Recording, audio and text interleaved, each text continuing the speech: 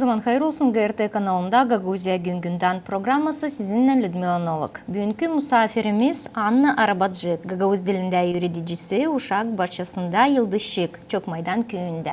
Zaman hayır olsun Anna. Zaman hayır olsun Людмила. Anna, sağ olasın, sen geldiniz bizim programımıza. İsteriz açıklayalım sizin paylaşmasını bir yarışmada. Şiir okumak yarışmasında bir meraklı bir yarışma geçti. Dün bizim çekim grupamızda bulundu orada. Nerede işittik, pek mayıl olduk. Ne güzel paylaşanlar okurlar şiirleri. Yunus Emre'nin şiirlerini.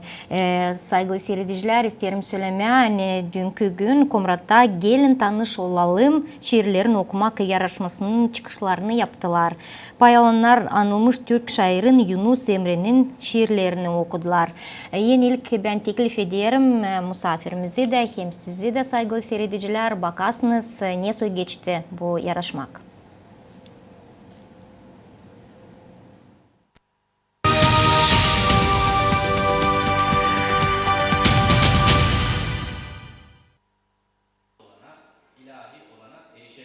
Yunus Emre anılmış şair angısı büyük rolü Türk literaturasının ilerlemesinde oynadı. Türk şiir kurulmasının ilk kişilerin birisiydi. Yarışmanın paylaşanların vardı kolaylıkları Yunus Emre'nin poeziyasından en seven şiiri ayırsınlar da jüriye teklif etsinler. Peki bunun medeniyetimizde insanlığa faydalı olacak bir şekilde numuneleşmiş örneği nereden bulunacak?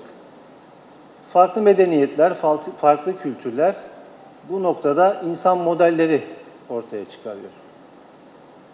Bizim insan modelimizde de bu bahsettiğimiz soruların cevabı dili, zihni ve bedeniyle, yani söylediğini vücuduyla, bedeniyle, cismiyle göstererek tasdik eden ve bütün insanlığı bu doğru davranışlarla etkileyen, dünyanın neresinde olursa olsun bu doğru davranışlarla o medeniyeti temsil eden bir şahıs için buradayız.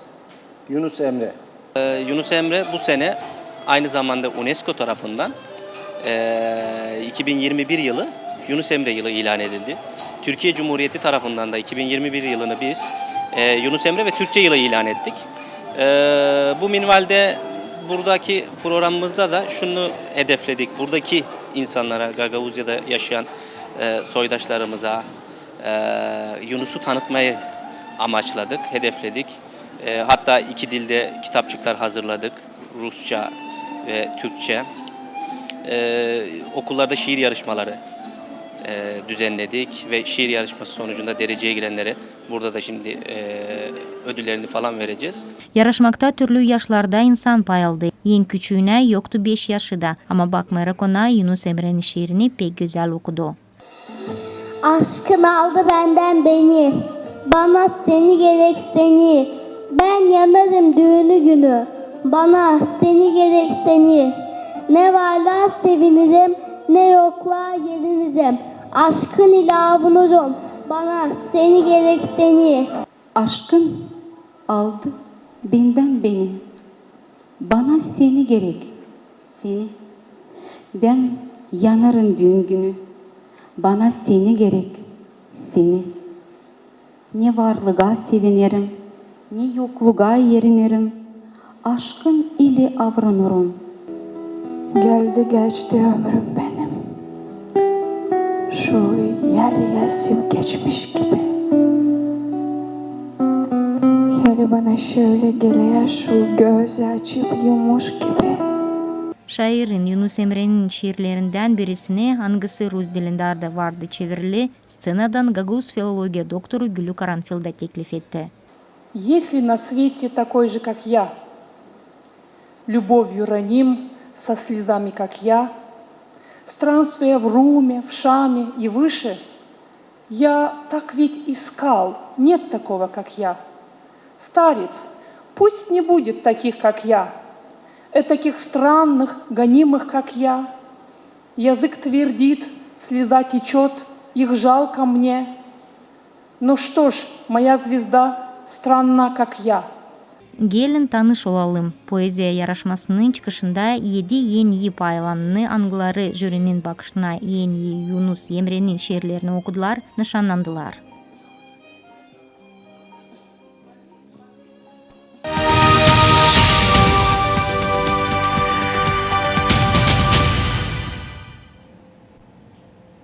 Biz gördük öyle bir güzel kısacık video bu olaydan, şiirlerini okumak olayından Yunus Emre'nin adına adalıydı bu olay.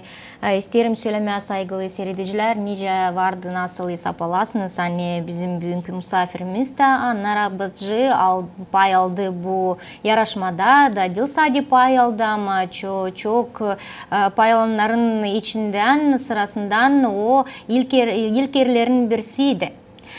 Bağışlandı kurucularla.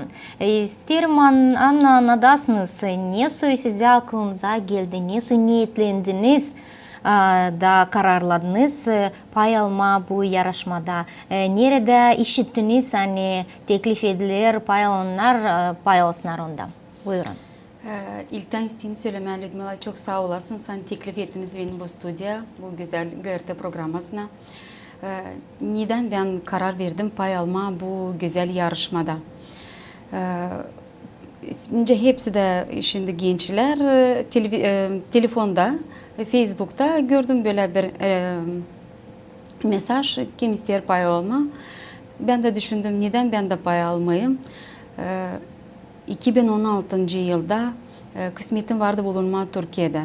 Orada karşı geldim pek güzel, iyi insanlarla. Biraz hasta olmuştum o zaman. Ameliyat oldum Yunus Emre Hastanesi'nden.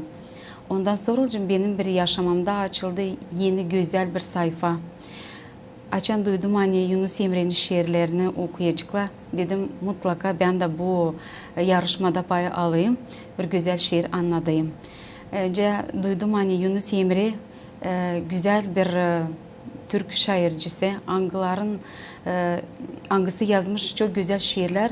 Teması onun aşk için. Ayırdım onların içinden bir şiir kendime. Aşkın aldı benden beni. Bu şiiri dedim öğreneceğim, yarışmaya yollayacağım. Türk bibliotekasında yarışma görüyordu. Çıkardım bir kısa video, yolladım video oraya. Bir kısa zamandan sonra bana telefon açtılar. Anna sizi teklif ederiz. Dom Ev Kulturası'na gelirseniz. 2 yıl oldum. İsteyim söylemeye ben çok hoşlandım dün bu yurtta. Sevindim. Hani anılır Yunus Emre'nin şiirleri. O kadar güzel, cana yakın şiirler. O kadar güzel uygun laflar kullanmış Yunus Emre bu şiirlerinde. Hani onlar dil sadece diyeceğiz Türk vatandaşlara. Onlar bizim Gagavuzlara da yakın bu laflar, bu şiirlerden. Onuştan şiirlerin tematikasından. İsterim sorayım Anna, ileri vardır mı karşı geldiniz, siz de söylersiniz hani bulundunuz Türkiye devletinde bir parça vakit çalışmışsınız orada. İyi mi Türk dilini bilerdiniz? Niçin ki dil yetişmiyor sadece okuma o şiiri ama onu lazım duyma da. Derinden cana yakın duyma ki o kadar güzel anlatma jüriye hem de başka seyredicilere, seslenenlere hani o kadar onu sevsinler. Ne siz onu teklif ettiniz onlara? 8 ay ben bulundum Türkiye devletinde. Orada yaşadım iyi bir insanların arasında. аңгылары benimle laf ettiler. Onlar Türk dilinde laf ederler, konuşurlar. Ben de Gagavuz dilinde. Anlardınız mı birbirinizi? Biz birbirimizi pek kolay anladık.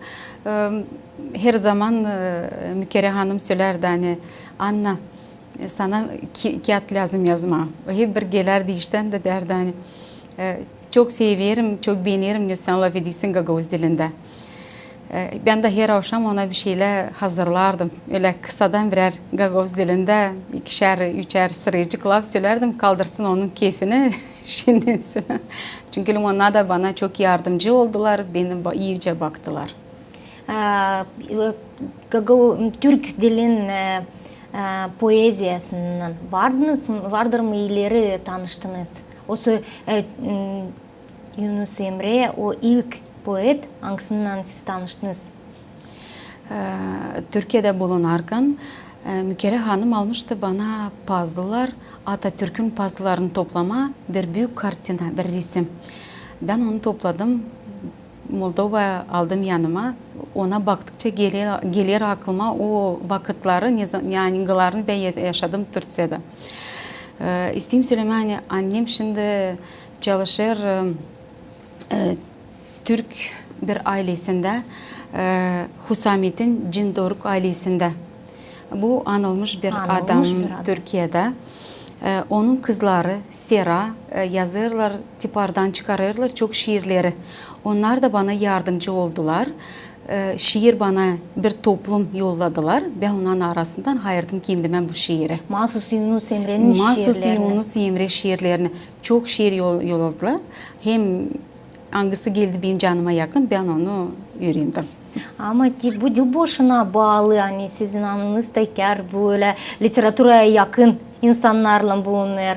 Bugünkü gün yardım kabul ettiniz. Siz de büyüsünce görüyoruz, hani aldığınız ilk yerleri. Bu da bir iyi iş, hem de iyi bir gösterir uğru. Hangisine göre siz literatürayı seversiniz hem okuyabilirsiniz onu?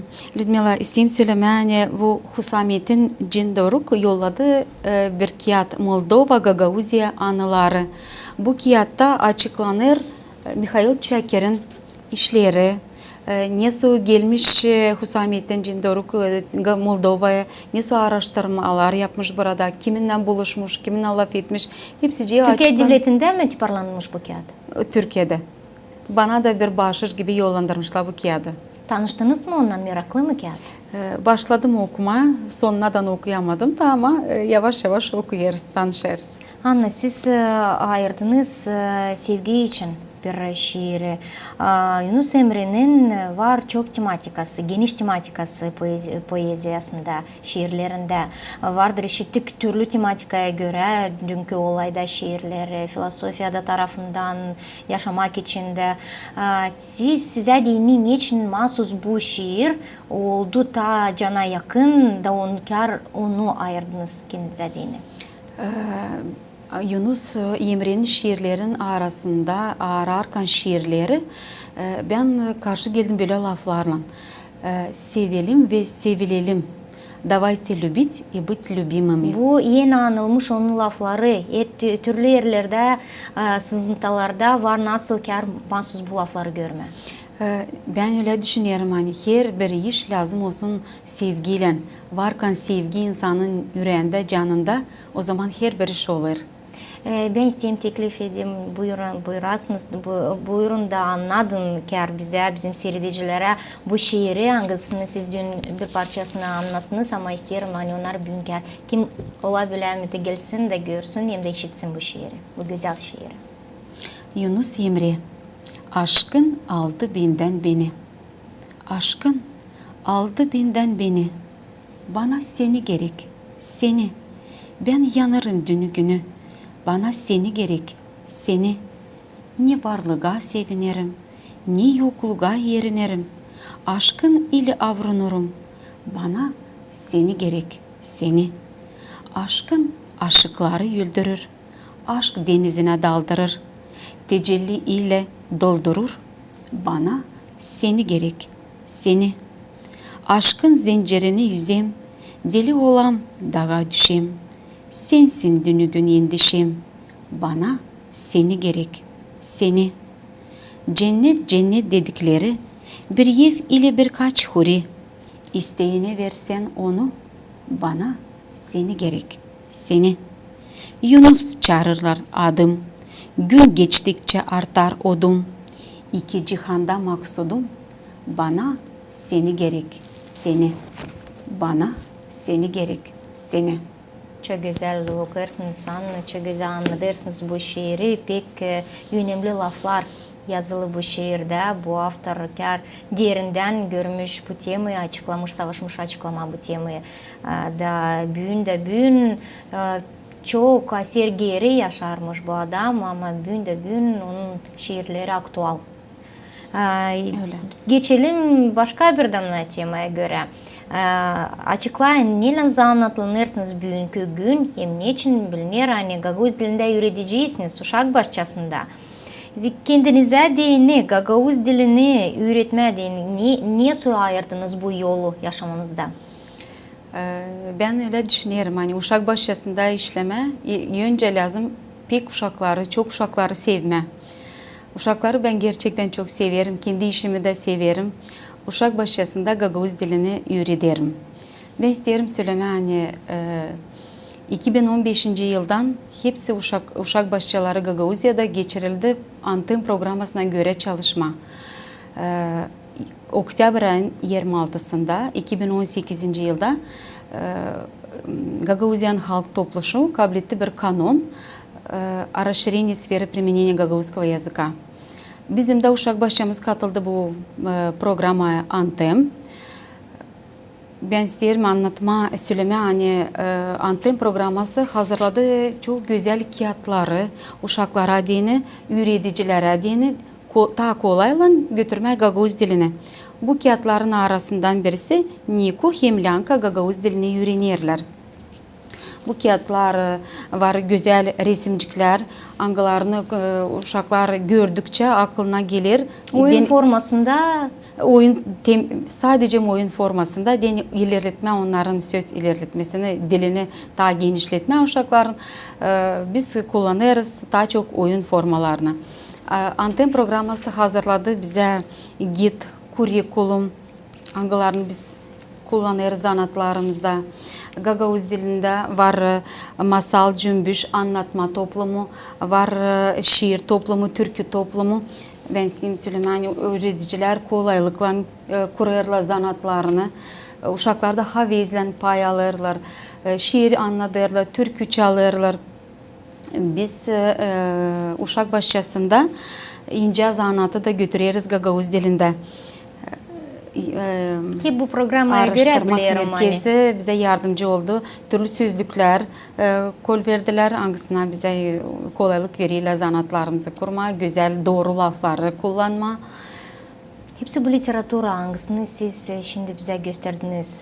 Olur mu destek kita yüksek orada uşaklara dini, uşakları tanıştırma Gagavuz dilinden?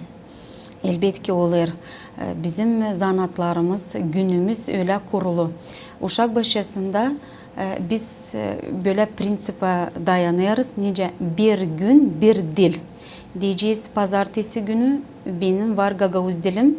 Biz o günü uşakların grupan içinde öğreticiler, uşak başçasının hizmetçileri sadece laf ederiz Gagavuz dilinde.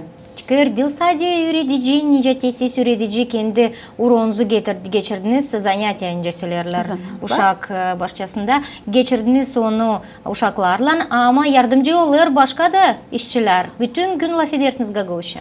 Uşak başçasında laf ederiz uşaklarla, hizmetçilerle. Hizmetçiler de birbiri arasında. Evde de teklif ederiz analara, babalara yardımcı olsunlar bize. Ne materyal biz öğreniriz uşak başçasında tekrarlasınlar, kahveleştirsinler biraz onları evde. Şiir mi, türkü mü, küçücük diyeceğiz söz modellerini. Uşaklar, ben diyeceğim anneleri daha zor uşakla laf ederler ama şimdi başladılar uşaklar, analar, babalar da dönme. Herkes genç, havis, yardımcı olurlar bize kendi işimizde. Bir şey lazımsa hazırlama, yapma, havezle katılırlar. Katılırlar sağ olsun. Peki analar, babalarımız var. Niye de biz neyle de danıştık, her zaman bize yardımcı oldular. Ama hesap alırsınız mı hani uşaklar kağıt ince siz söylediniz daha iyi laf ederler Gagavuzca ki bu Antem programması işinden sonra birkaç yıl geliştirilir uşak başçalarında iyi işler, iyi çıkışları var ama ileriki yıllar açan vardı sadece zanятиялар Gagavuz dilinde ama belki ta saat vardı. O bütün gün açan uşakla laf etmerdiler Gagavuzca. Hem de kar mahsus bu programaya göre. Var mı ayrılık? Ben diyeceğim hani var. Antem programması kurmuş güzel bir programa, Antem grupası güzel bir programa kurmuş bize. Biz yılın süresinde 8 tema geçeriz. Kapılırız her taraftan. Diyeceğiz ana tarafı, Uşak başyasında benim ailem, yıl zamanları, güz için, kış için, yurtlar için. Biz hazırlanırız şimdi. Gagauzyan 27. yıl dönümüne hazırlarız Uşak başyasında bir yurtu.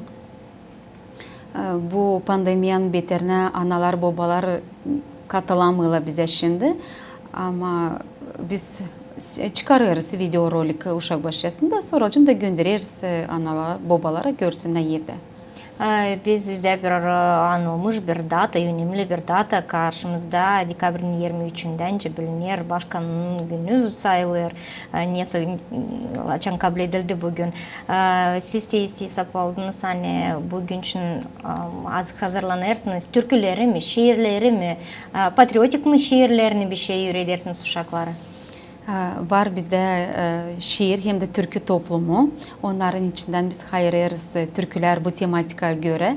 Uşaklarla öğrendik. Mikhail Paçin'in türküleri var o şiir toplumunda, türkü toplumunda. Gagauzyan benim. Uşaklar güzel çalıyorlar türküleri. Türkü benim bucağım. Gagauz Kongres'in gimini hazırladık. Piotr Petkoviç yani çalıyor o gimni. Bir kısadan dramatizasyon, bir masala kamçı onu yaptık. Şiirleri öğrendik. Var uşaklar angılarında, var talantlar. Biz onları savaşırız açıklama.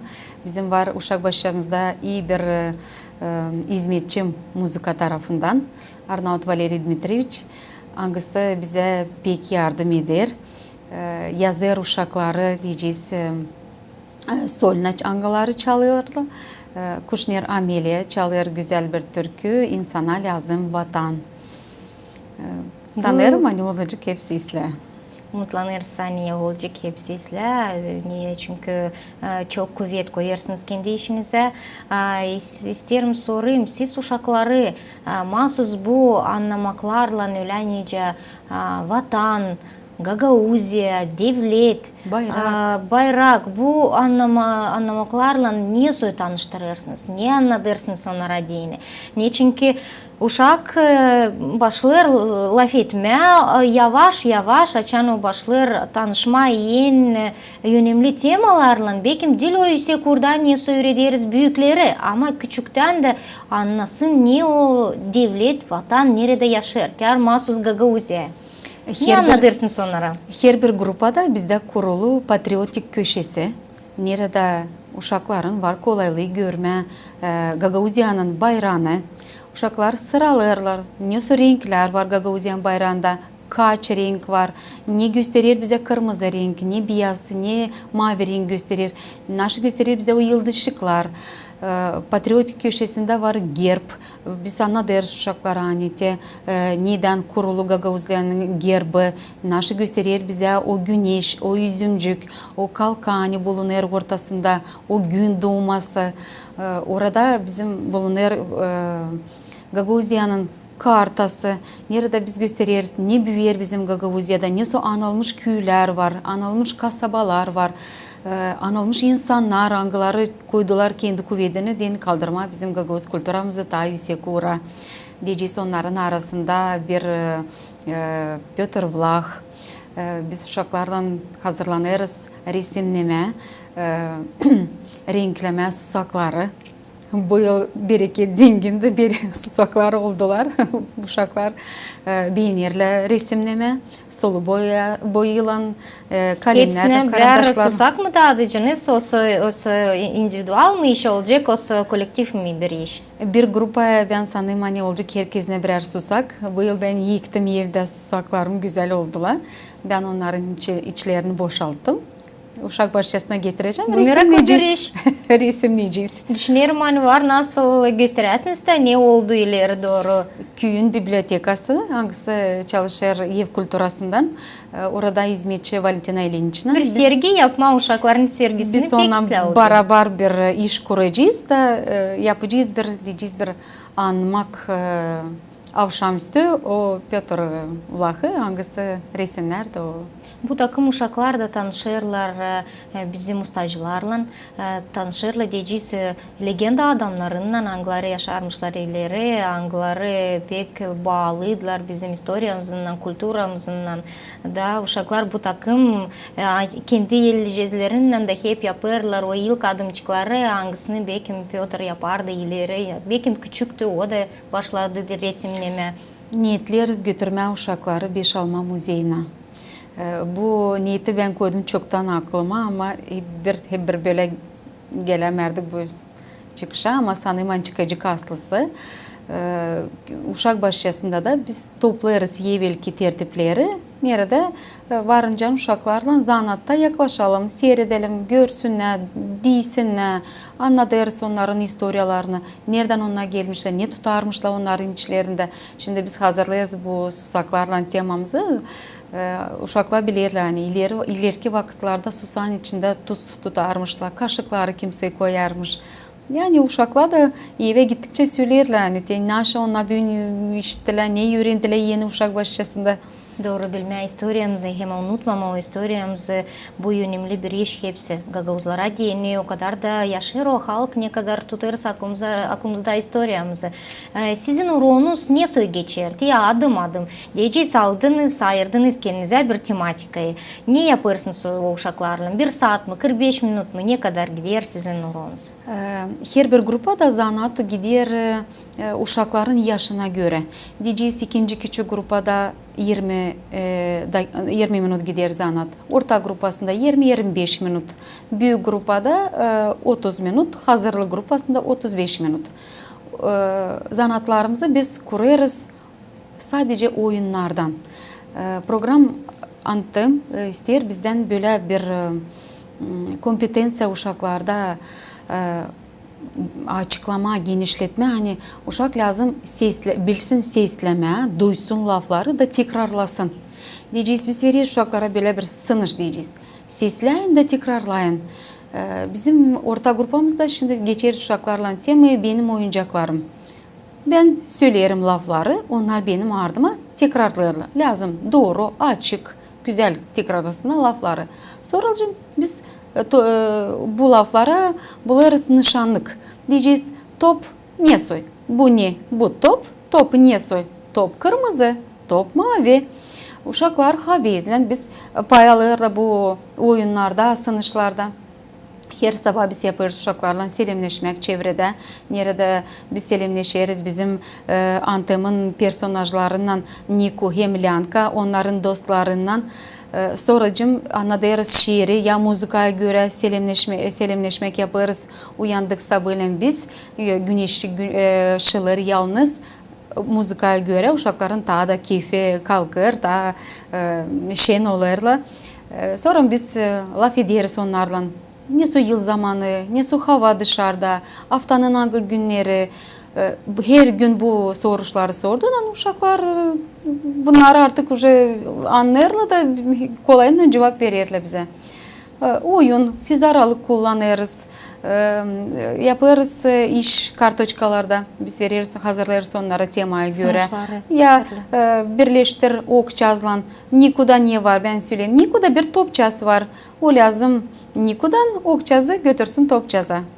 Anna, size dini bir nasihat hepsi bizim analara, babalara nice terbiye edin, nice öğretici Gagavuz dilinde bilinir. Bugünkü gün çok laf açıklanır Gagavuz dilinin ilerlemesi için. Hani ne kadar önemli bilmeyeyim de dil sadece öğrenme, tanışma Gagavuz dilinden laf ederiz uşaklar için, laf ederiz büyük insanlar için hani unutmama hem ilerletme bu dili. Size dini verebilirsiniz mi bizim yaşayanlara?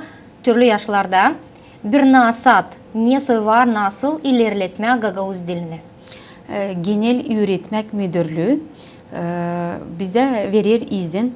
Hepsi gruplarda biz yaptık analarla babalarla toplantı. Nerede açıkladık bu temayı bilingval öğrenmesini Gagavuz hem Roman dillerini. Bu temayı ta iyi tutma, ta iyi bilme Gagavuz dilini Mahsus dil sadece bir kişinin işi. Burada lazım herkesi koysun kendi kuvvetçiğini. Da ben sanırım hani o zaman bizim işimiz belli olacak. Uşaklar da bilecekler bizim ana dilimize. Hiç dil lazım utansınlar hem de dil lazım unutsunlar. Laf etme Gagavuz dilinde. Sayılır öyle hani ne kadar daha çok uşak bilecek, daha çok dil bilecek, kullanacak, daha o kadar daha çok kapı açılacak onun yaşamasında. Daha çok yol açılacak onun yaşamasında. Nerede gitse o kolayıyla herkesinden danışacak, girecek o sosyuma. Ana dilimi lazım, ana dilimizi lazım bilelim, unutmayalım, hem ilerletme. Anna, sağ olasınız, hani pay aldınız bizim programımızda. Bizim programımız yetişti bitkiye ama görüyoruz ne kadar pek seversiniz kendi zanadınızı, ne kadar yalpak laf edersiniz uşaklar için, ne kadar siz seversiniz uşakları. Bu sevgiyle nice siz söylediniz, нужно любить и быть любимым. Bu doğru söylediniz, hani lazım sevmek kendi zanadını ki orada olsun iyi, yüksek, orada başarılar.